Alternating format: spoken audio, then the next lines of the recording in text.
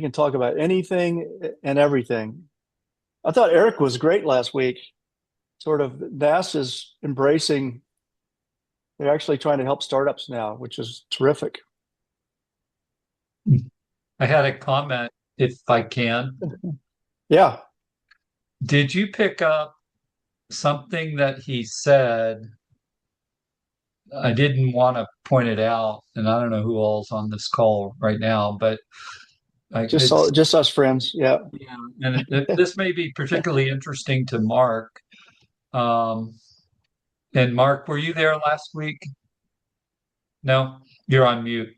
Um, so first off, do you know who Eric Muehlbauer is? I'm not sure I'm pronouncing it correctly. Do you It's, know, Mark, who he is? I don't think so. Okay, so he is the I don't know what his title is, but maybe CEO or COO of NASS.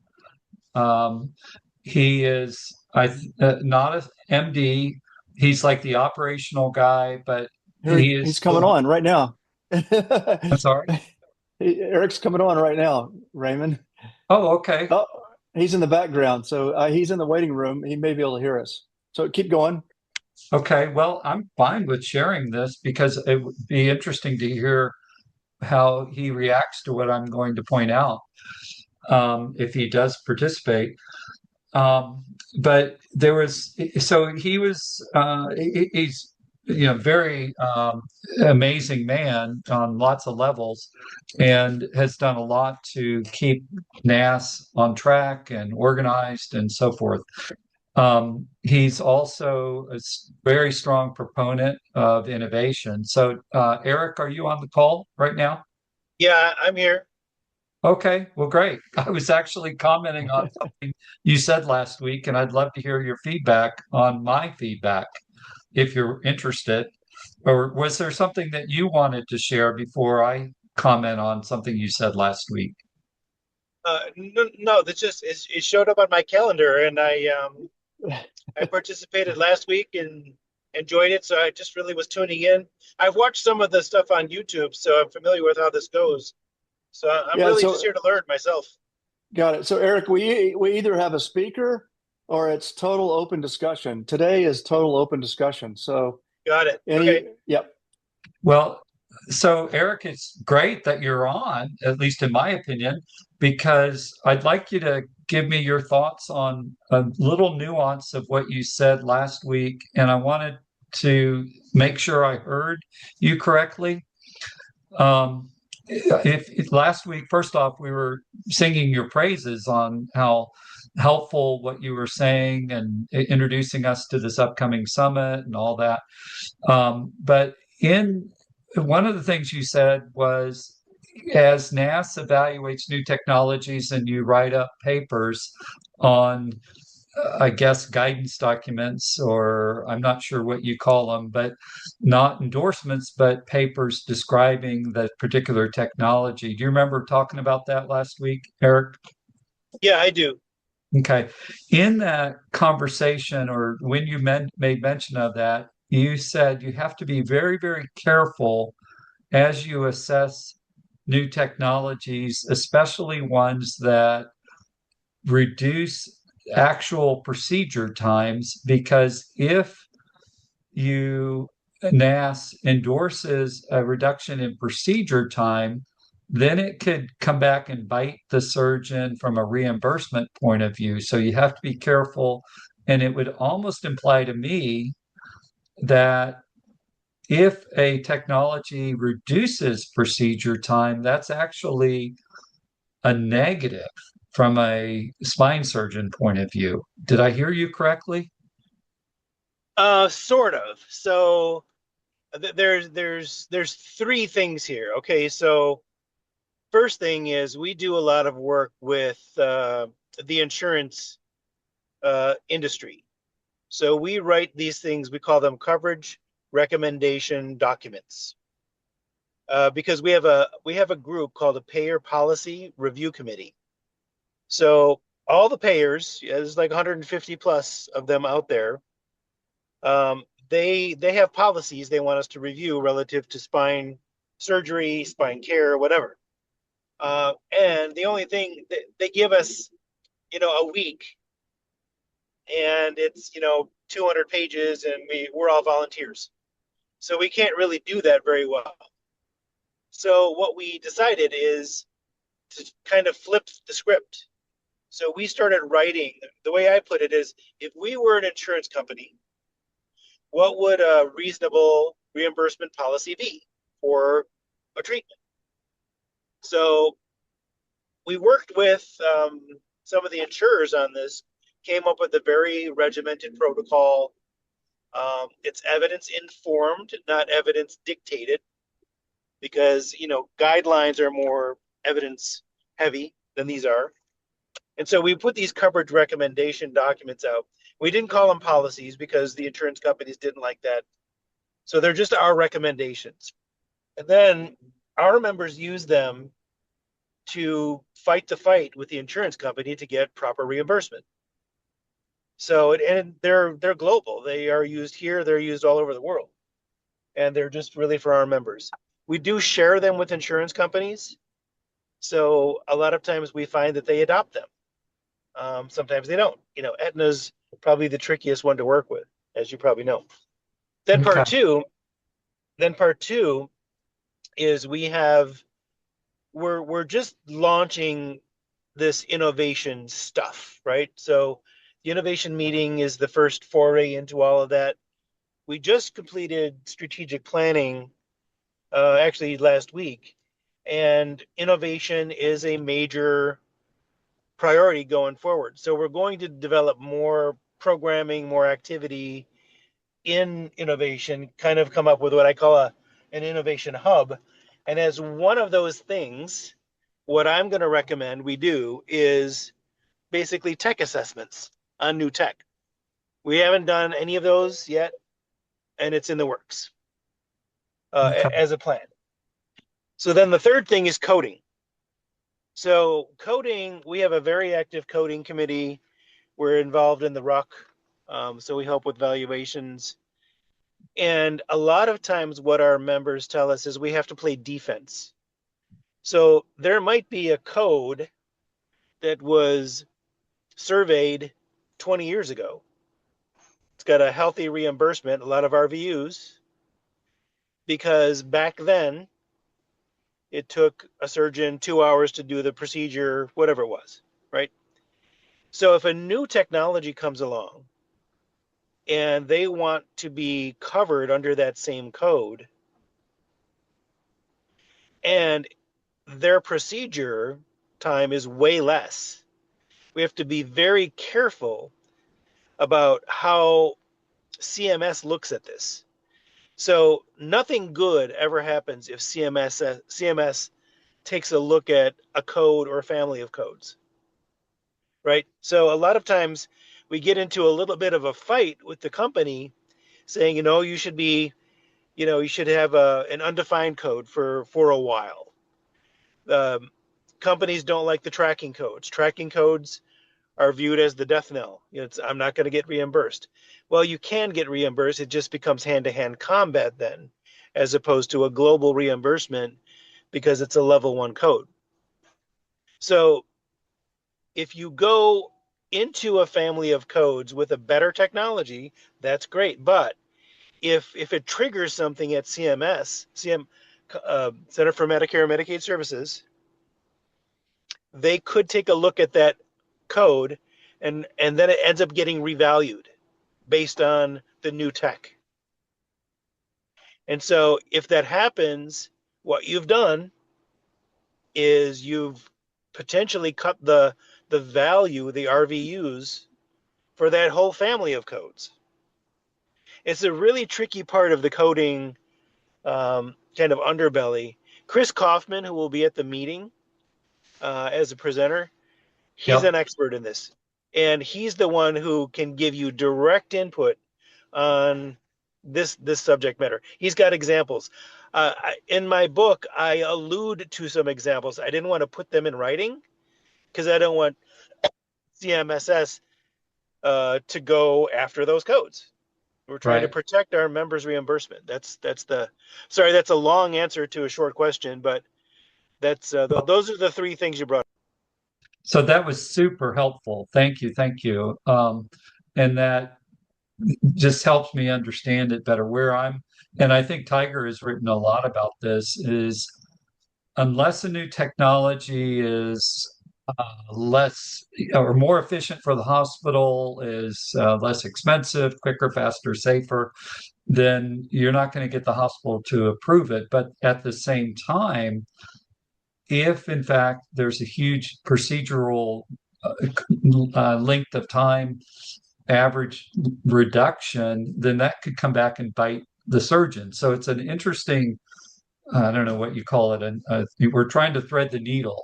And so I think Mark helped me at one point very much characterize the technology my company has got as not so much necessarily as reducing procedure time, but making it more consistent and repeatable, which has value from a OR scheduling point of view. So I don't know. Mark, do you remember that conversation? Yeah, absolutely. I actually just had it with another company this morning. Eric, what Raymond just said, do you see that as different or less provocative than what you just talked about, being faster? I'm curious. Well, it's a good question. Sometimes it just depends on your audience, right? So if you're talking to the hospital or the health system, being consistent is ideal, and having predictable outcomes is ideal, and shorter times are probably ideal because you can free up the OR to do more procedures. Where it gets tricky again is at the CPT and the RUC. That's where, especially where new codes come into play. So the critical part of all of this is called the vignette. And Mark, well, you're probably familiar with that. So we write a coding book, right, for our members. And then when there's a new code, there's a vignette that goes with it, and that's the description of the procedure. Sometimes those vignettes are edited to add this or that, or take away this or that. Our preference for new tech is that it have its own code, because we don't really understand what the impact of that new tech is going to be. And again, CMSS wants to give it a tracking code because they want to see the volume of usage and they want to see the time factor, because the three things that are in the value, there's a medical malpractice element, there's a time element, and there's an intensity element. So you have to be cognizant of your audience, is my point. That was very helpful. Thank you. Wow, And that's Mark, great. it's perfect that you got on this call. I was just going to bug Eric to see if he could get Aetna to stop requiring allograft instead of that revolutionary peak cage that everybody's been using for 20 years. I know. But we have a letter on that right now, actually, that we're sending out. So Yeah. and I know this subject. I laughed out. I actually smirked when you said, Aetna's weird. I'm like, well, that was part of my question. It was funny. Yeah, no, I'm Yeah. really familiar with it. Yeah. I'm glad you are. I would feel troubled if you weren't. I'm Yeah. actually happy that you are. Yeah, it's funny. That was great. You're happy that I have heartburn? Thanks. Yeah, that was not the intent, or the implication, but yes. No, I get it. So let me kind of reintroduce you guys. I'm not sure you know each other, Mark and Eric. We had Eric on last week. You missed it, Mark, but he's the CEO of NASS. I love the way he thinks. He's a systems thinker. I love systems thinkers. They're not outcome based. They build better systems. Anyway, Yep. So Mark comes from device sales, and Mark is what we call he's a BoneChat member. We call him the VAC whisperer because he helps Right. startups get through the VAC process, and he learns a lot about how these these third party bureaucrats think. Yeah, yeah, yeah. So share your experience, Mark. You know, you Yeah. do this every day. Yeah, and thanks, Eric. It's funny. I got into med device 21 years ago as one of the original spine reps who I didn't know cervical from lumbar. I mean, I was a complete dingbat. I'm a complete dingbat. Yeah. With Globus, I was like one of the first Globus medical spine reps. I tell people this story, like David Paul was putting sales literature in the back of my truck when I met him. I didn't even know who he was. That tells you the kind of dingbat I was. And they had done $6 or $7 million in revenue total historically. I think we were probably month 13 of their existence. And we kind of know what they did. And it's funny, Tiger, I finally get back on this because I've been off for a couple of weeks and I'm getting my hip replaced in 2 weeks. And I'm like, finally, I could talk ortho with all these ortho guys. And then I missed the NASS guy last week. I'll listen to that. I will listen to the recording, Eric. So, but I learned through years of doing that and then a bunch of other small med device companies that were not and are not implants, how to get products approved in these, it used to be hospitals and now health systems. I went and interviewed a bunch of people. Tiger had a great guy on, Joe Colonna, about over 5-6 months ago. And I've sent that interview to dozens of people, dozens of companies, so that they can understand it from a perspective of a value analysis person. And because if I couldn't get new products approved in hospitals and health systems up and down the East Coast, the Copeland family didn't pay their bills, and you get really good at it, and then I basically started consulting for companies, teaching them what I have learned and how to do it with their products, and it's fascinating. So I hear and see all these really great technologies. Frankly, most of them are outside of the implant business, and some are in the ICU, and some are in the ED, and other places. So I get a real broad view of a lot of med device. And I mean, I don't think it makes anybody on this call feel better, but it's not just implants that are struggling. It's everybody. So, but yeah, so that's my background, Eric. And it's great. Yeah. I can't wait to listen to you. I'm going to go back and listen to last week's interview or talk. Well, yeah, I follow you on LinkedIn, so I'm familiar. And Alyssa Huffman, who is the world's most amazing connector, she's the one who connected me to you, and we tried to get you on our program last year, if you recall. So I think you had a conflict though. So Yeah, we had, I think, a graduation or a family wedding or something because I was disappointed. I was going to go out. It was in yeah, Chicago, and I was yep, going to go, and I could not because of, I can't remember what family commitment was. So I was yep. honored that you guys would even invite me. Basketball game. Yeah. Somebody else's that I'm watching, and I'm not playing in them anymore. Oh, that's funny. Yeah, you guys come at the market from completely different sides. You know, I policy making versus helping startups get through facts. Yeah, it's funny, Eric. I was going to ask you this. Back when I was a pharma rep, and then a biotech rep, we would rely on, like, I sold antibiotics, and we would carry around, um, that was the Infectious Disease Society of America's uh, guidelines on community-acquired pneumonia or whatever. And I mean, I literally would call on Dr. Tiger Buford and say, Dr. Buford, listen, here's what the experts now say you should be doing for this type of thing. And my product would fit in here in this type of patient. And then we did it in sleep medicine too, when I was in that for 5 or 6 years. And I have seen less of that in our field, or spine. Like, is that something? And I'm not necessarily up to date on everything spine these days. Am I missing that, or is there more and more of that coming, or is that something you have to be really cautious about? Sort of general guidance. Well, like I said, we've got I think 28 different coverage recommendation documents. It's free to Wow. our members, free to insurance companies. Companies, we do charge them, and they've bought them. So I presume they are using them for those Mm. purposes.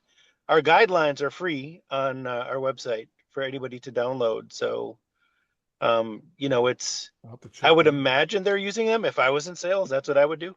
So, You'd be surprised though. But yeah, yeah, that's cool. I'm actually going to look yeah. because I've not heard people ever using them, and I'm sitting here thinking, well, I didn't even know they existed.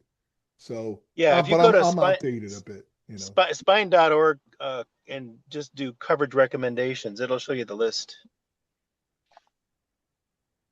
And we're constantly adding new ones. It's like we have a new one, I think, coming out on SI joint stuff. Yeah, there's several others. That's a proliferation of there's got to be 50 SI joint fusion devices now. Yeah, yeah. It's so hard to make sense out of them. They all look like Molly bolts or something. It's crazy. Yeah.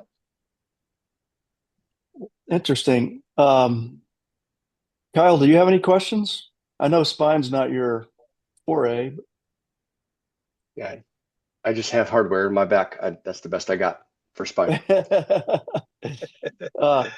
New Invasive, I think. here, I've got a couple questions. I'd love to get Eric's opinion on this because you see a broad picture.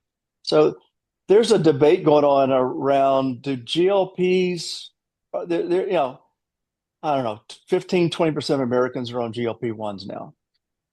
It's a miracle drug. They're finding more benefits every month. Is that going to decrease the amount of elective procedures, or is it going? And in my theory is, you know, you lose weight, you don't need a back fusion as soon, or maybe you delay it forever. And then on the other side, is it increasing sports medicine injuries? Because when you go from 230 pounds to 180, all of a sudden you're playing pickleball and you tear your meniscus. So I'd love to hear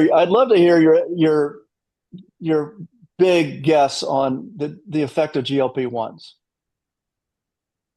Good question. It's funny, we had a long conversation yesterday with our insurance provider about GLP-1s, and what he was saying is that the insurance companies are getting hammered because there's so many people on these drugs now. It's costing them a fortune. So, so yeah, you know, as a 63-year-old soccer player, still, I call myself the orthopedic annuity for my doctor because you know I go into the shop regularly, so I keep my weight reasonable. You know, I think it's going to balance out. You know, because the other thing you can't stop is just aging. You know, the age wave is already underway. I, you're probably right that there might be different types of injuries. I mean, backs are still super complicated, so I think you're still going to get those things. But you'll probably have more orthopedic, like knees and hips, those kinds of things, like Mark's going through. It's a really good question. I'm going to take a look tomorrow at orthopedic uh, orthopedic knowledge enterprises. They have a report. I didn't read the whole thing yet, but you know, I know their projections are for, you know, growth in the ortho spine market in particular, to I think $12.5 billion in the next 3 years. I don't know what the sources of those are, but you know, it could just be the age wave. Interesting.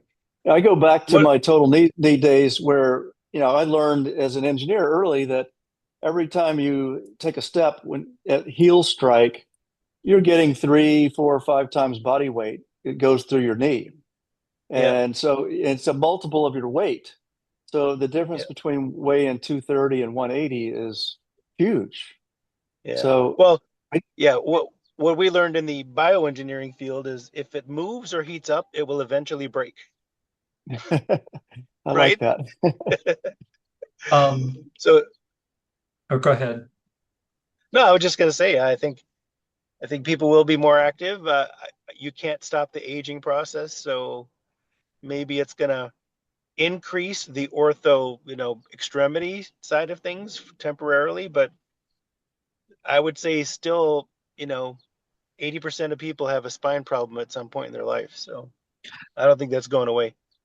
What I was going to comment on, I haven't had as much time as I would like to look at the literature, but I'm pretty sure there's a fair number of articles coming out on the long-term effects of GLP-1s in terms of osteoporosis or osteopenia, and then whatever the consequences are, at least in the spine. And so I can't even really comment because I haven't had a chance to read those articles, but I'm sure if you did a Google Scholar search, you'd find a fair amount, Tiger. Yeah.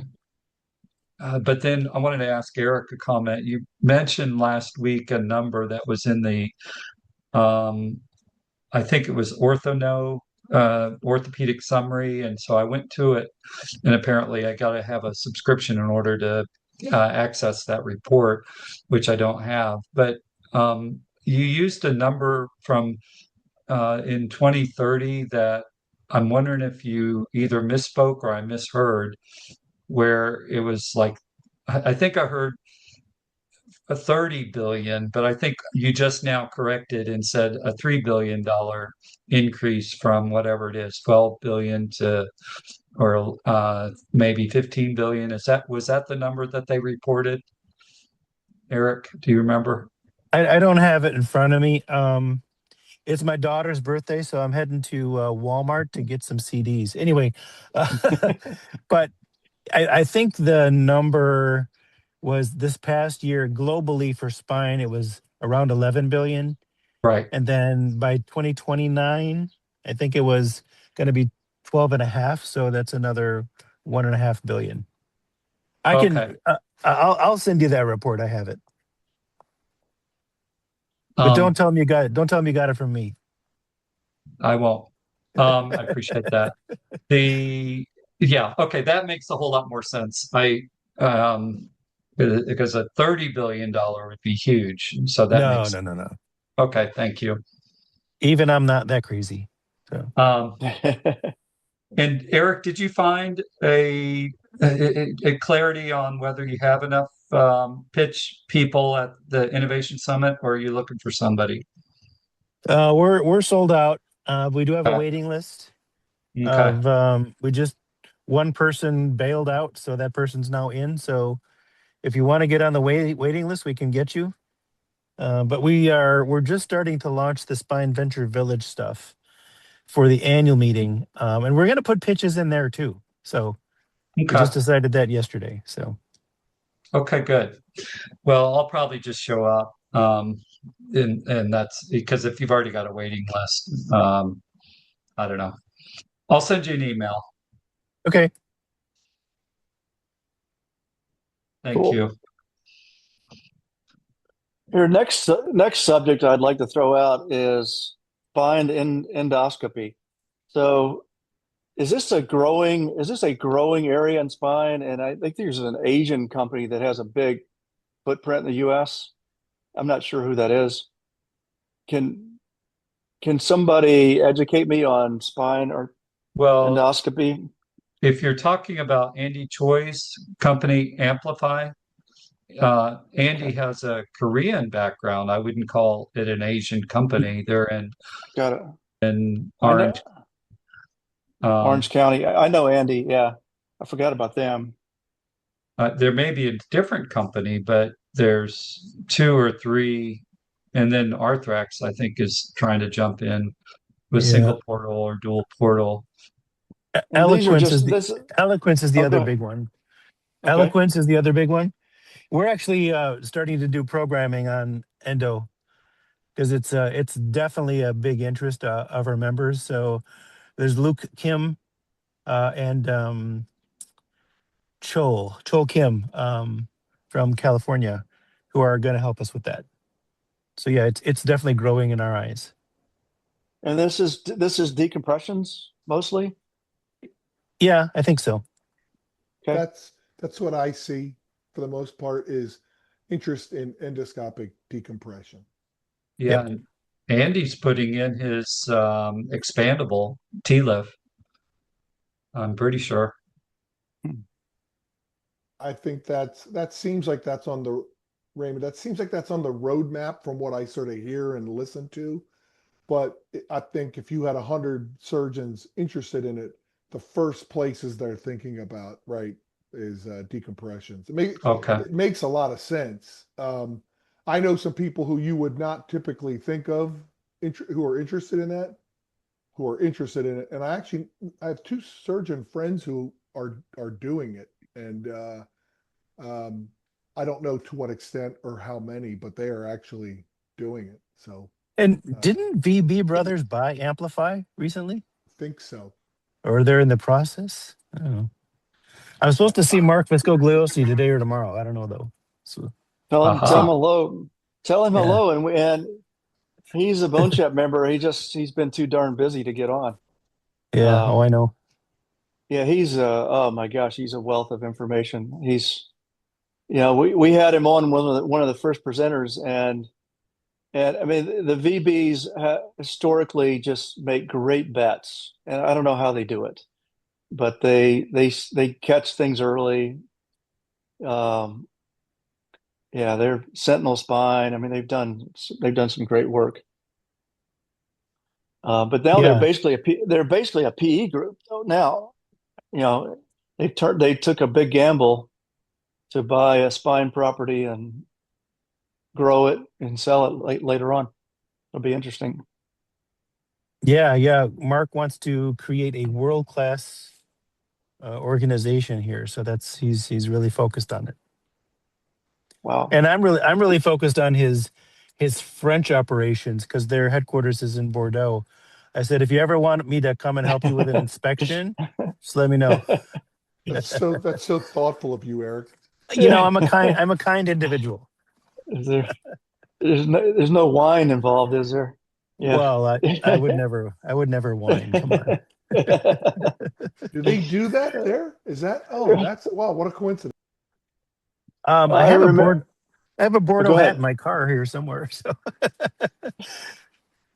I remember I was at Wright Medical in the 2000s, and we bought a French manufacturing company, and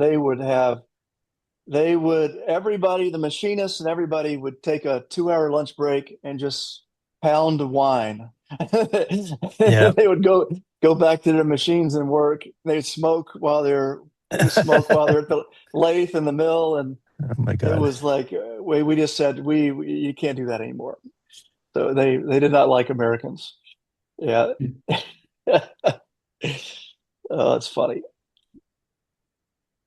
Kyle, you're awfully quiet. I know this is not your space, but what's the latest? So Kyle's kind of he's a serial entrepreneur, a lot of experience in shoulder, foot and ankle, extremities.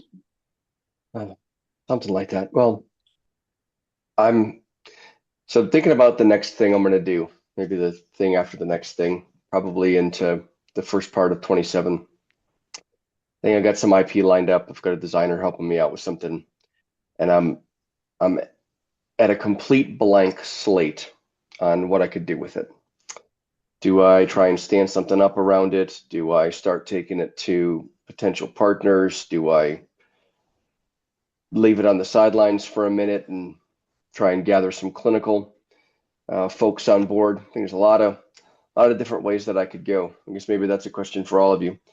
If you had an idea that you thought was unique and potentially very valuable, but you were not committed in any way to how you were going to do it, how might you So start in today's environment? I have a strong feelings about this. So this is the mistake a lot of entrepreneurs make is they design a baby and they think their baby's pretty, and they go straight into prototyping and FDA testing and FDA clearance, and they take version one into the market, and version one is not quite right. Um, so I think you need to test the idea every day and every week, and without any major commitments. So I would talk to anybody and everybody. I don't know what kind of surgeons would use this, but I would talk to a new surgeon every day. When would you use this? Why would you use it? What would you pay for it? I think I'd like to start the step before that, Okay. because I'm actually a little less worried about speeding to a final form. I'd like to pursue or think about the best structural ways to lead into that step. So it could be finding a couple of clinicians that actually become partial equity owners, and you stand up a corporation around that where they're very vested from the get-go. It could be that you just try and put IP in place and you don't worry about the incorporating side of things, and you start to just slow roll it that way. And there's 3 or 4 steps that would happen next.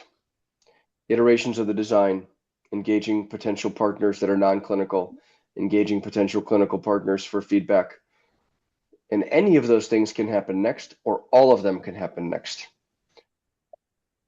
Or you could move right into, let's think about, bringing some money in to support some of that and what happens there. So I'm just kind of, as the concept is taking a little more shape, I'm thinking about all the different ways that I could potentially do it. Having done several different ways myself in the past with various pros and cons, I've not necessarily had a very wide open space in front of me before. And I think the reason I want to be really deliberate about that is, I think within the marketplace now, how you organize something new is also a potential selling point. Meaning, what surgeons are signed up, how tied into somebody else are you, what'd you do to structure your IP, how far along have you taken it, what other investors are on your cap table. All of those things can be benefits or they can be complications. And I'm kind of thinking about all of them. Wow. Well, the early IP you file is probably not going to be the design. So you can put placeholders in place, but you're gonna file multiple patents, and you're gonna sleepwalk into the final configuration later. So I wouldn't spend a lot of time on IP. I wouldn't spend a lot of time on NDAs and all that stuff. It's just go as fast as you can. Get feedback every day. Just get feedback. Test the idea. We don't do this enough in orthopedics, but if you go into the tech world, I was just listening to a podcast about the Airbnb guys, and they were out really early. The Airbnb guys were out in California raising money, and they said, "Well, what do how many customers do you have?" We've got about 30 customers in Manhattan. And they said, "What the heck are you doing in California?" They said, "You need to be talking to every single customer in New York tomorrow." And so they flew back. They interviewed all 30 customers, and they said, "Wow, well, the Airbnb ads with pictures do way better than the ones with text. Can you allow pictures?" And so that was a game changer for Airbnb. So you just gotta get early feedback. Yeah, you just got it. We're going to have a guy on next week that's one of my favorite entrepreneurs. I don't want to spoil it, but he's just wired as an entrepreneur, and he's got a technology that tracks instrument trays, which is a big problem for distributors, medical device companies, hospitals. Is it Hansel? It's Hansel, yeah. Yeah. Yep, Hansel. Do you know him? I love that guy. Yeah, I met him back at one of the plug and play events maybe a year ago. Great first impression. Yep, I like Greg. Great. He is giving away trays for feedback. He's doing all the right things. His ears are wide open. He's listening to everything, and he will constantly change his business model. He's flexible. Whereas most people develop a tray tracking thing, they get it patented, and they launch it, and it's not quite the right product market fit. And they end up blowing 2 years a lot of money and a lot of momentum. Anyway, I think you got to test it any way you can test it every day. And it's hard when it's something, when it's a concept. I know that's hard, but yeah, that's also, being very early in the concept phase, I've seen it happen in the past where in the absence of something very tangible, especially surgeons can get caught up in the, well, that's not how things normally look, so that's not going to work phase. And you have to be patient with that because eventually you can prove them wrong. But asking someone to kind of set their biases aside. Okay, I know you got trained this way. I know you've been staring at this thing the same way for 20 years, but I want to reinvent this in a little bit of a different way. So take a clean look at this. That can be really hard when you've spent a career doing something a certain way. You know, imagine we were going to put two patellas, but on the outside of a knee. You know, maybe it's the greatest biomechanical thing to ever happen, but the moment you put that in front of someone, their first brain is going to be like, no, you've got to have your patella in the middle. That's how it anatomically. Well, but if you went that route, there's technologies all over the industry that would have never come to fruition if you ended up so caught up in that. And we could all list example after example of that. So yeah, I'm very early on to where I'm just being deliberate about next steps for tactical reasons, but also for the sake of worthwhile cycles of feedback. And I think I got to go a little further before I get too deep into the feedback space, or it'll just be noise. Yeah, that's a good point. It's hard to get feedback on something that's ethereal. You know, you can't touch it and feel it. Surgeons love tactical feedback. You know, they like to feel and touch and vibrations. Interesting. Yeah. Eric, what big picture trends do you see going on in spine right now? We talked about endoscopy. Well, I think because of the physician fee schedule that came out for this year with the site neutral, category or payment, I'm seeing people express more interest in getting back into starting up their own ASCs. And I like that trend because what's happening like in the medical field for medical societies across the board, not just spine, but 70% plus are working for hospitals and health systems now. So the CEOs of the hospitals are saying, no, you're not leaving Friday. You got to stay here and generate RVUs. So participation in our stuff is down a bit because of that. But I think this reimbursement trend, if it stays consistent, could help people get more, autonomy back. So that's a huge issue. And it really came about, not to tell you how to build a clock, but it came about because of the sustainable growth rate formula was replaced back in like 2015, 16 with, MIPS and all these macro things and alternative payment models.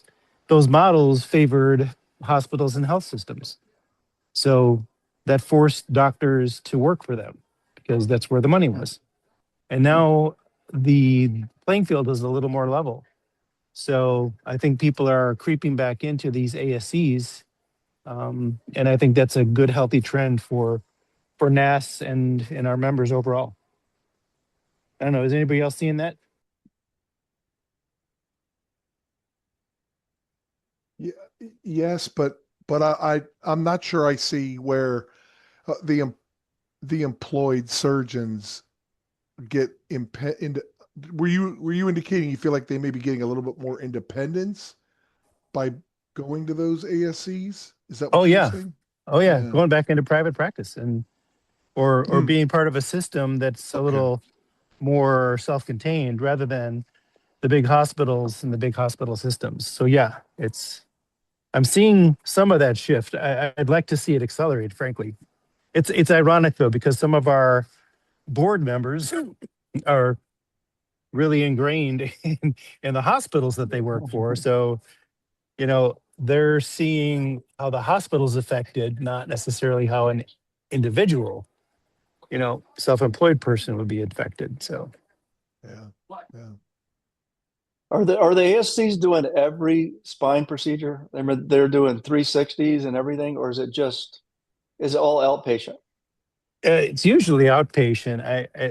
I would imagine there are some that are a little more, um, tackle the bigger things, but you've got to have the infrastructure to do that. So they don't want to run a hospital.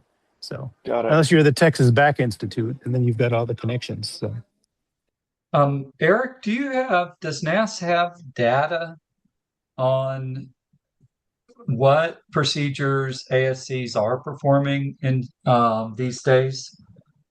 Do you guys do surveys or mark any kind of information? Do you have any of that information or not? I do not. Okay.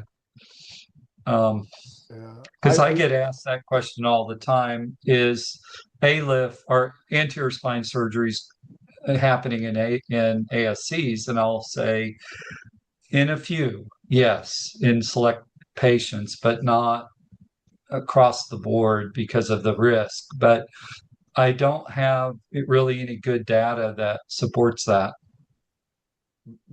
Raymond, the only thing I could think that you might be able to get that answer, and I'm not sure, because what I see reflects what you just described, right? I would say the same thing. Is maybe Acuity has that data that you could put together based on site of service, but I don't know. Mine is like yours, observational. Mm-hmm. Yeah. I wonder if Rick Phillips has that. I should ask Rick. You know who Rick is, right? Mm-mm. Spine Market. He Oh, does. yeah. He does the actual ASP or actual pricing by SKU numbers, and so he's got really good market data. In what company, but you can't. But I would assume he knows where it's coming from, but I'll have to ask him. I bet I'm. I mean, I'm no spine guy, but I bet you could go to 100 spine surgery center websites and just list all the procedures that they say they do, and that would probably give you. You'd probably get 80% there.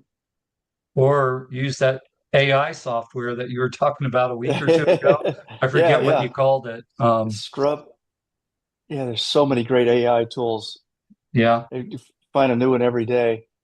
But yeah, you can scrub websites automatically, or just have an assistant do it for you. Eric, what percentage of NASS members are surgeons versus, I don't know, academic versus administrative versus medical device companies? Mark may know the answer. Yeah. Well, 75% of our members are surgeons. So Okay. about 50% are ortho spine. So they did a spine fellowship. 25%, actually it's 23% are neurosurgeons, and their entire training is brain and spine, so they don't need a fellowship. Then we have the next biggest group is probably PM&R docs, about 11%. And then we've got nurse practitioners who just do spine. We've got other physician extenders, maybe some pain management folks, some anesthesiologists. So that's the mix. 75% surgeons, though. What's PMMR again? Physical medicine and rehabilitation. So those are physiatrists. Those are the guys who do PT injections, that kind of stuff. Got it. Steroid injections. Yeah. So like Scott Kreiner was our president last year, a PM&R doc from Barrows in Phoenix. And now he is medical director for the neuromodulation division of Boston Scientific. So it's like a career track for our past presidents to go work for industry or insurance. Makes sense. Do you guys talk to lobbyists in Washington, or are you hooked up with certain politicians? Oh yeah, we have an advocacy committee. Okay.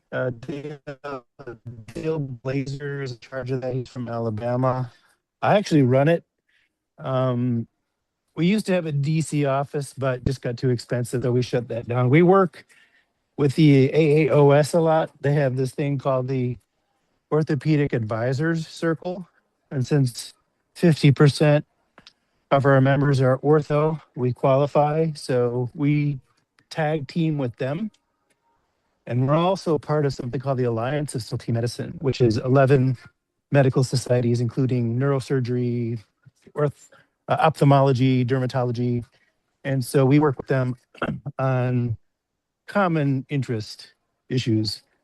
Because, prior authorization is a big bugaboo. And so there's lots of things. And we're also a member of the AMA House of Delegates. So we work with the AMA quite a bit as well.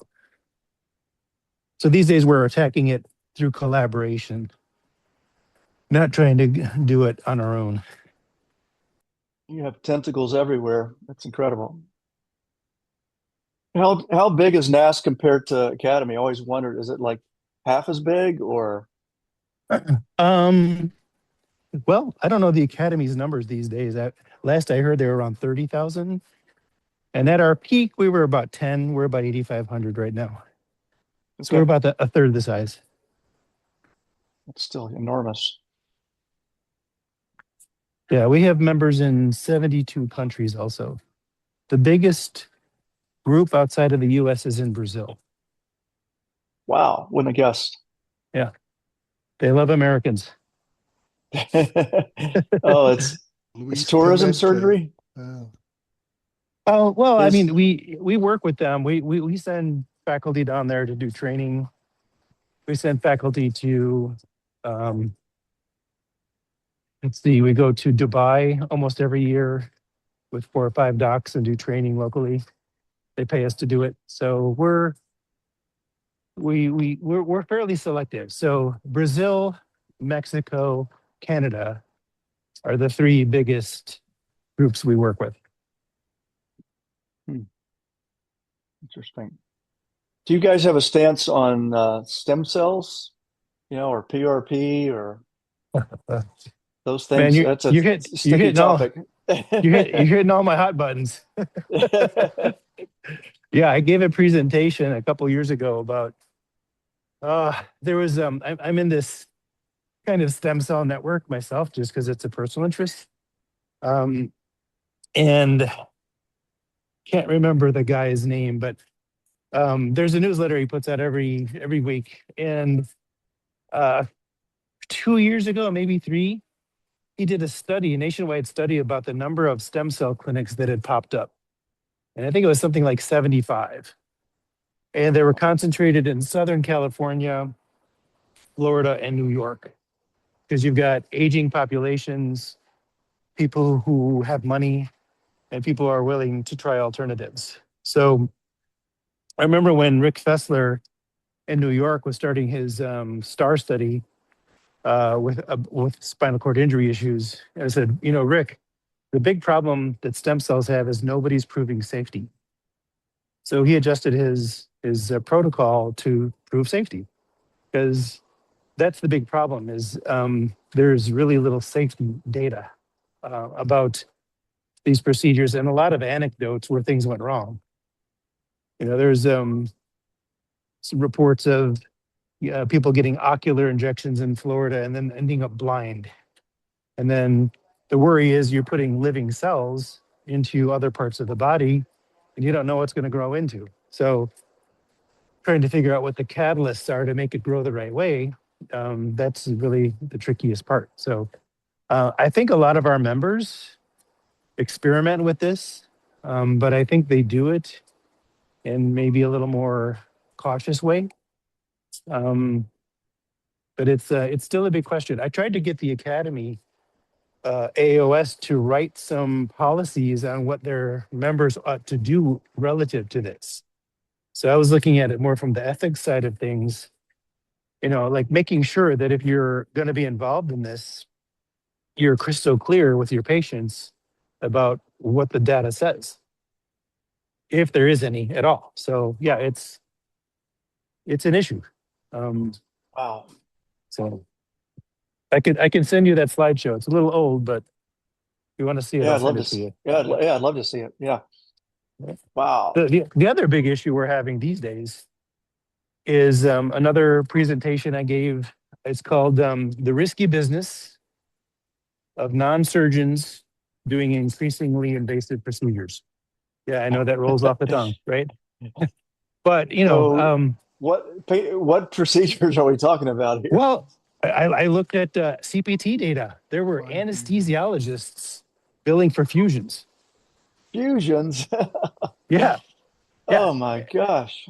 And so it's kind of the slippery slope. They started with, injections and, epidural steroid injections or nerve blocks. And then it went to pain pumps. And then, it kept progressing from there. And then the folks out there who are a little more ambitious are willing to try doing things that they might not have the background for. So we actually have a very big group we're working with right now to outline really where surgeons should have complete dominion.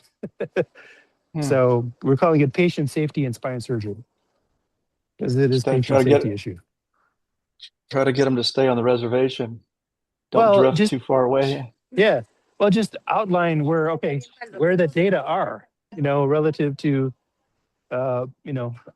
bad outcomes or complications. And, if you're an anesthesiologist and you've got a sudden complication and you're trying to do a fusion, what do? You don't know how to fix that. So yeah. So that's really the issue. That's another really big issue in terms. Wow, I've never heard that one before, but Mark's very familiar with it. Oh yes, you hear the stories, you see them, you see T-lift cages being put in by people who are not spine surgeons, and you're thinking, how's that possible? Well, Eric was just referencing it. Yeah. Oh yeah. Well, the vertebral body is just bone, I guess, right? Take out the disc and put something in there. Don't say that around 75% of the NASS members. So it's my understanding that interspinous devices are being marketed directly to interventional radiologists, and it's hugely controversial. I don't know a whole lot about that, but if you guys aren't aware of that, or Tiger, I assume you're aware of that, but I've been at meetings where at least the spine surgeons are spitting bullets mad about that dynamic, yet spine companies are going after it because that's where the money is. But the interspinous can be like lots of bone cuts, or it could just be a tether. It could be something pretty simple, right? Like, there's different levels of invasiveness. You're probably talking about devices. Devices, like titanium. Yeah. Right. Wow. Yeah. Putting interspinous distraction devices or clamps between spinous processes and fusing. Wow. People. Oh yeah, it all started sort of with kyphoplasty years ago, and now it has progressed to more things. And I don't know how common it is, but it's common enough to know that I know companies that are like, hey, a big part of our market push is to go after interventional pain management. Right. Yeah, I've heard that a lot. Yeah. Interesting. Yeah. And they're getting business. Well, thanks everybody. We're at the end of the hour. Thanks for hopping on, Eric, anytime. Yeah. It's a lot of fun. Happy to join. Thanks for the stimulating discussion. Awesome. Eric, yeah, it's always fun. Yeah, nice be careful. Be careful in the soccer field. You sound like my wife. She's like, have fun, be careful. Well, I can't do both. Come on. Kyle, all right. Thanks, guys. Thank you. Good to see you. Okay. Bye. See ya. Bye. Bye.